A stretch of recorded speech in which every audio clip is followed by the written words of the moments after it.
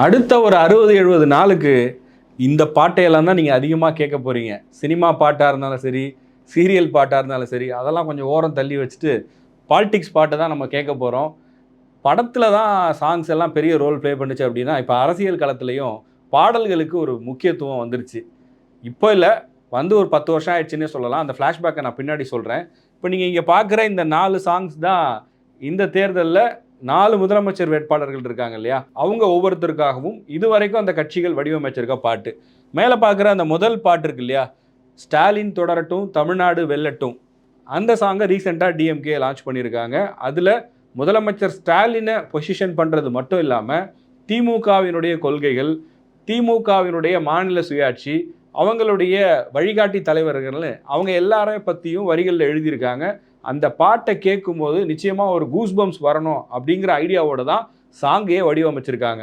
அதுக்கு அடுத்ததான் நீங்கள் பார்க்குற சரித்திர நாயகன் சாமானிய நாயகன், இது எடப்பாடி பழனிசாமி அவர்கள் சுற்றுப்பயணம் தொடங்கினப்ப, அதாவது ஒரு 6 மாதத்துக்கு முன்னாடி அவர் ஒரு பச்சை கலர் பஸ் எடுத்துகிட்டு சுற்றுப்பயணம் தொடங்கினார் இல்லையா, அப்போவே இந்த சாங்கை புரட்சி தமிழரின் எழுச்சி பயணம் அப்படிங்கிற அவருடைய அந்த ஸ்டேட் வைட் டூருக்கு உருவாக்கப்பட்ட பாடல். அதுவும் அதிமுகவினர் மத்தியில் இன்றைக்கி ரொம்ப அதிகமாக கேட்கக்கூடிய பாடலாக இருக்குது. அதுக்கு அடுத்ததாக திருச்சியில் வர 21ஆம் தேதி நாம் தமிழர் கட்சியோட மாற்றத்திற்கான மக்களின் மாநாடு அப்படிங்கிற ஒரு கான்ஃபரன்ஸ் நடக்க போகுது. அதற்காக நாம் தமிழர் கட்சி சார்பிலிருந்து வெளியிடப்பட்டிருக்கக்கூடிய பாடல். இது சீமானை மையப்படுத்தி இல்லாமல் அந்த மாநாட்டுக்கு மக்களை வரவேற்பதற்கான ஒரு பாடலாக இருக்குது. அதுக்கடுத்து இந்த பாட்டை பற்றி நான் சொல்ல வேண்டியதில்லை. இப்போ அது அரசியல் பாட்டாக மட்டும் இல்லாமல் இன்ஸ்டாகிராம் ரீல்ஸு, குழந்தைங்க கேட்குற பாட்டு, இப்படி பல இடங்களில் இந்த பாட்டு வந்து ட்ரெண்டிங்காக இருக்குது. தாவேகா தலைவர் விஜயோட உங்கள் விஜய் அந்த சாங்கு. ஸோ இந்த 4 பாட்டுமே இந்த எலெக்ஷனில் அதிகமாக கேட்க போகிற ஒரு பாட்டாக இருக்க போகுது. இதில் வேறு சில இன்ட்ரெஸ்டிங்கான விஷயங்களும் இருக்குது, அதையும் சொல்கிறேன். இந்த உங்கள் விஜய் சாங்கை பொறுத்த வரைக்கும் தாவேகாவோட அஃபிஷியலான சேனலில் ரிலீஸ் பண்ணியிருக்காங்க. அதில் மட்டுமே 10 மில்லியன் வியூஸ் வந்திருக்கு. அது இல்லாமல் இந்த சாங்கை வேறு யூடியூப் சேனல்ஸ்லேயும் ரிலீஸ் பண்ணியிருக்காங்க. அங்கேயும் பல லட்சம் வியூஸ் போயிருக்கு. அப்படி பார்க்கும்போது எந்த அளவுக்கு பொலிட்டிக்கலாக இந்த சாங் மிகப்பெரிய ட்ரெண்ட் ஆகிருக்கு அப்படிங்கிறத நான் சொல்லி உங்களுக்கு தெரிய வேண்டியதில்லை. இன்ஸ்டாகிராமில் தொடங்கி எல்லா சோஷியல் மீடியாலையும் பாப்புலரு. அது மட்டும் இல்லாமல் எந்த பப்ளிக் பிளேஸுக்கு போனாலும் மொபைல் ஃபோனில் பாட வைக்கிறாங்க, இல்லை லவுட் ஸ்பீக்கரில் போடுறாங்கன்னு இந்த பாட்டு நல்ல ட்ரெண்டாகவே ஆயிடுச்சு. அடுத்து டிஎம்கே ரிலீஸ் பண்ணியிருக்கக்கூடிய இந்த பாட்டு. டிஎம்கே இந்த பாட்டை இப்போ ரீசெண்டாக தான் லான்ச் பண்ணியிருக்காங்க. அதுக்கு முன்னாடி துணை முதலமைச்சர் உதயநிதி ஸ்டாலினுக்கு ஒரு சாங் ரிலீஸ் பண்ணாங்க. பட் அது அஃபிஷியல் சாங்னு சொல்ல முடியாது. அன்பில் மகேஷ் ரிலீஸ் பண்ணியிருந்தார். பட் கட்சி அதிகாரப்பூர்வமாக அதை வெளியிட்டுதா அப்படின்னு கேட்டால் ஒரு பெரிய கேள்வி தான். ஆனால் இந்த சாங்கை திமுக 2026 கேம்பெயினுக்காகவே உருவாக்கியிருக்காங்க. அதில் வரக்கூடிய வரிகள் ஒவ்வொன்றுமே பார்த்து எழுதுனதுன்னு சொல்லுவாங்க இல்லையா, அந்த மாதிரி எழுதப்பட்ட வரிகளாக இருக்குது. கட்சியினுடைய கொள்கையை வெளிப்படுத்தக்கூடிய வகையில், அதே நேரத்தில் அதை தொண்டர்கள் ஒன்றா சேரக்கூடிய இடத்துல, பிரச்சார கூட்டங்களில், மாநாடுகள், பொதுக்கூட்டங்கள் நடக்கக்கூடிய இடத்துல இந்த சாங்கை ப்ளே பண்ணும்போது அவங்க இந்த ஜென்ரேஷனில் இருக்கக்கூடிய இளைய தலைமுறையினர் கொண்டாடக்கூடிய வகையில் இருக்கணும்னு சொல்லிட்டு ஒரு நல்ல பீட்டோடு இந்த சாங் வந்திருக்கு. இதுவும் இப்போ சோஷியல் மீடியாவில் ட்ரெண்டாக ஆரம்பிச்சிருக்கு. நிறைய பேர் இதை வச்சு மீம்ஸ் போடுறது, இதை பேஸ் பண்ணி வீடியோ கண்டென்ட் பண்ணுறதுன்னு சொல்லி சோஷியல் மீடியாவில் ஒரு டாக்கிங் பாயிண்ட்டாக இந்த சாங்கும் மாறிட்டு இருக்கு. அடுத்து எடப்பாடி பழனிசாமி அவர்களுடைய இந்த பாடலை பொறுத்த வரைக்கும் அவர் கேம்பெயின் ஸ்டேட் வைட் டூர் போகும்போது எங்கெல்லாம் அவர் போயிட்டு பஸ்ஸை நிறுத்துறாரோ, இல்லை அவர் வந்து பேச போகிறாரோ அந்த பாயிண்ட்லலாம் இந்த சாங்கை ப்ளே பண்ண ஆரம்பித்தாங்க. அது மட்டும் இல்லாமல் அவங்க சைடில் இருந்து ஏடிஎம்கேவோட அஃபிஷியல் சேனலான நியூஸ் ஜேல எடப்பாடி பழனிசாமி பேசுகிறதுக்கான ஒரு லைவ் சோர்ஸ் கொடுப்பாங்க. அதில் பார்த்தீங்க அப்படின்னா எடப்பாடி பழனிசாமி பேசுவதற்கு முன்னாடியும் அவர் புறப்பட்டு செல்லும் போதும் அவருடைய காட்சிகளை காமிக்கும் போது அங்கே இருக்கக்கூடிய ஆக்சுவலான ஆடியோவை கட் பண்ணிவிட்டு இந்த சாங்கை ப்ளே பண்ணுவாங்க.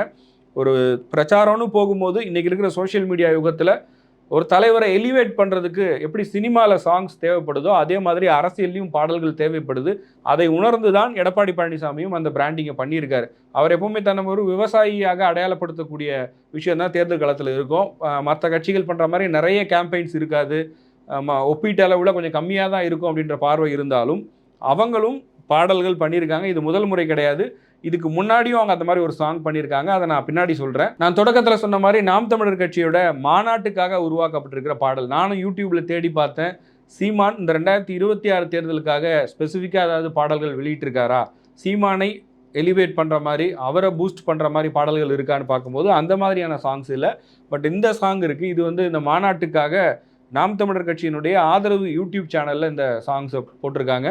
அதில் மாநாட்டுக்கு வருவதற்கான அழைப்பு, அவங்க பேசக்கூடிய தமிழ் தேசிய சித்தாந்தம், இதை மையப்படுத்தி இந்த பாடல் வடிவமைக்கப்பட்டிருக்கு.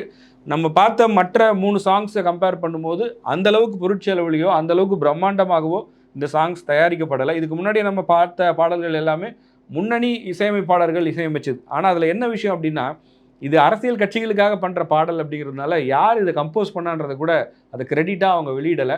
ஒருவேளை அந்த மியூசிக் டைரக்டர்ஸ் வந்து வேணாங்க, எதுக்கு உங்கள் கட்சிக்கு நான் பாட்டு பண்ணி கொடுத்தேன் அப்படின்னு சொன்னால் அந்த கட்சி கோச்சிக்கும் அப்படின்ற மாதிரி நினச்சிருக்கலாம். அதனாலயா என்னன்னு தெரியல, கிரெடிட்ஸை வந்து இதுக்கு முன்னாடி யாருமே அதிகமாக வந்து வெளியில் அதை சொல்லிக்கலை. நம்மளா கெஸ் பண்ணலாம், ஓ இந்த சாங் இந்த மியூசிக் டைரக்டர் பண்ணியிருப்பார், இதை இவர் பண்ணியிருப்பாருன்னு கெஸ் பண்ணக்கூடிய வகையில் தான் இருக்குது இந்த சாங். இதை கண்டிப்பாக யாருமே மறந்துருக்க மாட்டீங்க. இப்போது அரசியலை கவனிக்காதவங்க, இப்போ விஜய் அரசியலுக்கு வந்த அப்புறம் அரசியலை அதிகமாக கவனிக்கிறவங்கலாம் உங்கள் விஜய் சாங்கை ரிப்பீட்டடாக கேட்டுட்டு இருப்பாங்க. நான் முன்னாடியே சொன்ன மாதிரி அந்த அஃபிஷியல் சேனலில் மட்டுமே 10 மில்லியன் வியூஸ் போயிருக்குன்னு சொன்னேன். ஆனால் இந்த சாங்கு ஸ்டாலின் தான் வராரு, விடிகள் தர போகிறாரு, இது ரொம்ப பாப்புலரான ஒரு டேர்மாக 2021 மாறிச்சு. இந்த சாங் ரிலீஸ் பண்ணதுக்கப்புறமா எந்த பக்கம் போனாலும் எலெக்ஷன் கேம்பெயின்ஸில் டிஎம்கே சைடில் இந்த சாங்கை நம்ம கேட்க முடிஞ்சுது. சோஷியல் மீடியாலையும் நிறைய பேர் ரீக்ரியேட் பண்ணாங்க. இப்போ ரீல்ஸ் வீடியோலாம் போடுறாங்கல்ல, ஏதாவது ஒரு சாங் ஹிட் ஆச்சு அப்படின்னா அதுக்கு ஒவ்வொருத்தரும் வீடியோஸை க்ரியேட் பண்ணி சோஷியல் மீடியாவில் பப்ளிஷ் பண்ணுவாங்க, எஸ்பெஷலி ரீல்ஸாக இன்ஸ்டாகிராமில். அந்த மாதிரி 2021 ஒரு புது ட்ரெண்டை செட் பண்ண பாட்டு அப்படின்னா ஸ்டாலின் தான் வராரு, விடியல் தர போகிறாரு. அந்த ஒன்றிணைவோம் வான்னு சொல்லிட்டு ஒரு யூடியூப் சேனல் டிஎம்கேவோடது, அந்த சேனலில் தான் இந்த சாங்கை அஃபிஷியலாக ரிலீஸ் பண்ணியிருக்காங்க. 5 வருஷம் ஆகப்போகுது கிட்டத்தட்ட. இந்த 5 வருஷத்தில் பார்த்தீங்கன்னா 60 மில்லியன் வியூஸ் இந்த ஒரு சாங்லேயே வந்திருக்கு. நிறைய பேர் இந்த வீடியோவையும் வேறு சேனலெல்லாம் போட்டிருக்காங்க, அங்கேயும் லட்சக்கணக்கான வியூஸ்லாம் போயிருக்கு. அப்படி பார்க்கும்போது இந்த 5 வருஷத்தில் இதே மாதிரி நிறைய அரசியல் கட்சிகள் அந்த 2021 பண்ணாங்க. பட் அந்த செட் ஆஃப் சாங்ஸில் எது சக்ஸஸ்ஃபுல்லாக இருந்துச்சு, எது நம்பர் ஆஃப் வியூஸ் அதிகமாக வந்திருக்கு அப்படின்னு பார்க்கும்போது இந்த சாங்கை சொல்லலாம். சினிமாவில் தான் பொதுவாக ட்ரெய்லரு டீசர் இதுக்கெல்லாம் வியூஸ்ன்ற போட்டி இருக்கும். பட் இப்போ பொலிட்டிக்கலாகவும் கிளைம் பண்ண ஆரம்பிக்கிறாங்க, எங்களுடைய சாங்கை இவ்வளோ பேர் பார்த்துருக்காங்க, இத்தனை பேர்கிட்ட ரீச் ஆயிருக்கு அப்படின்னு. இந்த வீடியோவோட தம்ப்நெயிலே பார்த்தீங்கன்னா மோஸ்ட் வாட்ச்டு பொலிட்டிக்கல் சாங் அப்படிங்கிற ஒரு டெக்ஸ்ட்டோட தான் இந்த சாங்கை இப்போ யூடியூப்பில் வச்சுருக்காங்க. அடுத்தது, கடந்த 2021 சட்டமன்ற தேர்தலில் எடப்பாடி பழனிசாமி அவர்களுக்காக பண்ணப்பட்ட இந்த பாடல் வெற்றி நடை போடும் தமிழகமேன்னு சொல்லி, அந்த எடப்பாடி பழனிசாமியினுடைய ஆட்சியின் போது தமிழ்நாடு வளர்ந்திருக்கிறது, தமிழ்நாடு வெற்றி நடை போடுகிறது அப்படிங்கிறத ஒரு கேம்பெயின் மாடலாக உருவாக்குறதுக்காக இந்த சாங்கை பண்ணியிருந்தாங்க. இந்த சாங் வந்து அந்த 2 சாங்கை கம்பேர் பண்ணும்போது, அதாவது ஸ்டாலின் தான் வராரு, விடியல் தர போகிறாரு, வெற்றி நடை போடும் தமிழகம், இது ரெண்டும் கம்பேர் பண்ணும்போது டிஎம்கேவோட சாங் வந்து பெரிய அளவுக்கு டிஜிட்டலாக ரீச் ஆகிருந்துச்சு. இந்த சாங்கோட டிஜிட்டல் ரீச் அப்படிங்கிறது கம்மியாக தான் இருந்துச்சு. அதுக்கு நிறைய காரணங்கள் இருக்கலாம். இது வந்து கட்சிக்காரங்க எவ்வளோ பேர் பார்க்குறாங்க அப்படிங்கிறத தாண்டி இந்த சாங் உருவாக்கப்படக்கூடிய விதம், அது எந்த அளவுக்கு கனெக்ட் ஆகுது ஆடியன்ஸோட அப்படிங்கிற அடிப்படையில் பார்க்கும்போது இதோட ரீச் கம்மியாக இருந்தாலும் அன்னைக்கு டிஎம்கேவுக்கு போட்டியாக அதிமுகலேருந்து இந்த சாங்கை வெளியிட்டிருந்தாங்க. இப்போ எல்லாரும் உங்கள் விஜய்னு தாவேகாவோட சாங் பற்றி பேசுகிறோம். ஆனால் எல்லாரும் மறந்துட்டாங்க ஒரு விஷயம், 2021 மக்கள் நீதி மையம் தலைவர் கமலஹாசனுக்கும் அதே மாதிரி ஒரு சாங் இருந்துச்சு. அந்த சாங்கோடைய தம்ப்நெயில் தான் இது. நாளை நமதே அப்படின்னு ஒரு சாங்கோட தான் கமலஹாசன் வந்து எல்லா ஸ்டேஜ்லையுமே என்ட்ரு ஆனார். எங்கெல்லாம் மக்கள் நீதி மையத்தோடைய கூட்டம் நடக்குதோ எல்லாரும் வந்து உட்காந்துருவாங்க. எப்படி படத்தில் வந்து ஒரு ஹீரோவுக்கு ஒரு இன்ட்ரொடக்ஷன் சாங் இருக்குமோ அதே மாதிரி மக்கள் நீதி மையம் தலைவர் கமலஹாசன் வரும்போது இந்த சாங் ப்ளே பண்ணுவாங்க. அந்த மியூசிக்கோட தான் அவர் என்ட்ராகி ஸ்டேஜுக்குள்ளே வருவார்.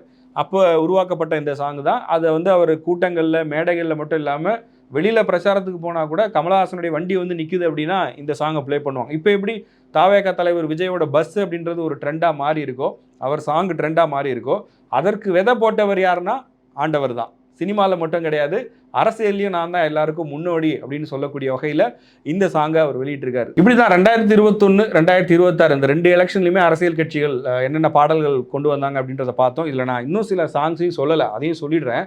திமுக அதிமுக மட்டும் இல்லாமல் எல்லா கட்சிகளுமே இன்றைக்கி அவங்களுக்குன்னு ஒரு பாட்டு உருவாக்கிட்டாங்க. இது நம்ம ஒரு 10-15 வருஷத்துக்கு முன்னாடி வரைக்கும் ஏடிஎம்கேவோட கேம்பெயின் அப்படின்னா எம்ஜிஆர் பாடல்கள், செல்வி ஜெயலலிதாவுடைய பாடல்களை ப்ளே பண்ணுவாங்க. அதுவே திமுகவுடைய கேம்பெயின் அப்படின்னா திமுகவுக்குன்னு எழுதப்பட்ட பாடல்கள் நிறைய இருந்துச்சு. திமுகவில் ரொம்ப அழகாக பாடக்கூடிய பாடகர்களும் இருந்தாங்க. அவங்க பாடின பாடல்களை அதிகமாக நம்ம கேட்க முடியும். அது கலைஞர் கருணாநிதிக்காக இருக்கட்டும், முக ஸ்டாலின் அவர்களாக இருக்கட்டும், இப்படி ஒவ்வொருத்தருக்குமே பாடல்கள் இருந்துச்சு. இப்போ உதயநிதி ஸ்டாலின் வரைக்கும் கட்சி பாடல்கள் தனித்தனியாக இருக்குது. ஆனால் இது எல்லாமே சினிமேட்டிக்காக இருக்கா? இன்றைக்கி சினிமேட்டிக்காக இதை பண்ணால் தான் இப்போ இருக்கிற ஆடியன்ஸ் கனெக்ட் பண்ணுறாங்க அப்படிங்கிற அடிப்படையில் தான் அந்த மாதிரி பாடல்களை உருவாக்கியிருக்காங்க. ராகுல் காந்திக்கு அந்த மாதிரி பாரத் ஜோடோ யாத்திராக்கு பாட்டு இருக்குது. அண்ணாமலை எண்மண் எண் மக்கள் யாத்திரை போகும்போது அவருக்கு ஒரு பாட்டு எழுதுனாங்க. இப்போ சமீபத்தில் நயினார் நாகேந்திரன் ஒரு மாநிலம் தழுவிய யாத்திரை மேற்கொண்டார், அதுக்கு ஒரு பாடல் இருந்துச்சு. அதே மாதிரி 2016 எலெக்ஷன்லேயே பார்த்தோம் அப்படின்னா அன்புமணி ராமதாஸை சிஎம் கேண்டிடேட்டாக ப்ரொஜெக்ட் பண்ணும்போது மாற்றம் முன்னேற்றம் அன்புமணின்னு அவங்க ஒரு சாங்கு பண்ணியிருந்தாங்க. அதே போல் விசிகாவுக்கும் சில பாடல்களை அவங்களுடைய சின்னத்தையும் கட்சியினுடைய தலைவரையும் மையப்படுத்தி எழுதியிருக்காங்க. பட் அஃபிஷியலாக இதை வந்து சினிமேட்டிக்காக ஒவ்வொரு தேர்தல்களையும் அப்கிரேட் பண்ணிகிட்டே போகிறது அப்படின்னு பார்க்கும்போது முதலமைச்சர் வேட்பாளர்களை முன்னிறுத்தக்கூடிய கட்சிகள் தான் அதை பண்ணுறாங்க. இன்றைக்கி வியூக வகுப்பாளர்கள் தேர்தல் வேலைகளில் அதிகமாக ஈடுபடக்கூடிய நேரத்தில் அவங்க ஒவ்வொருத்தருமே ஒவ்வொரு விஷயத்த பண்ணுறாங்க. அதாவது பிராண்டிங்காக எப்படி ட்ரெஸ் பண்ணணும், எப்படி ஹேர் ஸ்டைல் வச்சுக்கணும், என்ன கலர் பேண்ட் போடணும், என்ன ஷூ போடணும், இப்படி ஒவ்வொன்றுமே வந்து பார்த்து பார்த்து செய்கிறாங்க.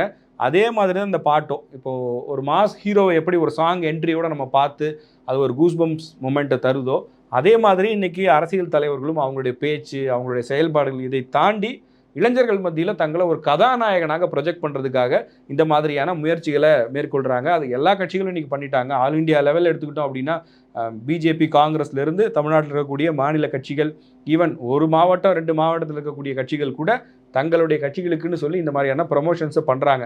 இதுக்கு முன்னாடி வேற ஏதாவது பாட்டை எடுத்துப்பாங்க, ஃபேமஸான ரஜினி பாட்டையோ கமல் பாட்டையோ எடுத்து திமுகவுக்கோ அதிமுகவுக்கோ வரிகளை மாற்றி பாட வைப்பாங்க. அப்படி இருந்த அந்த ட்ரெடிஷன்லாம் மாறி இப்போது ஒரு பக்காவான கமர்ஷியல் சினிமாவுக்கு எப்படி பாட்டு எழுதுகிறாங்களோ அதே மாதிரி ஒரு முக்கியமான இல்லை ஒரு பிரபலமான ஒரு லிரிசிஸ்ட்டை வச்சு பாடல்கள் எழுதி ஒரு பிரபலமான மியூசிக் கம்போசரை வச்சு அதுக்கு இசையமைச்சு ரொம்ப சூப்பராக பாடக்கூடிய சிங்கர்ஸையும் வச்சு இந்த மாதிரி பாடல்கள் உருவாக்குறாங்க. நீங்களும் இந்த மாதிரி பாடல்களை பார்த்துருப்பீங்க. என்னுடைய ஒப்பீனியன் நான் இந்த வீடியோவில் சொல்லியிருக்கேன். நீங்கள் என்ன நினைக்கிறீங்க அப்படிங்கிறத கமெண்ட் செக்ஷனில் சொல்லுங்கள்.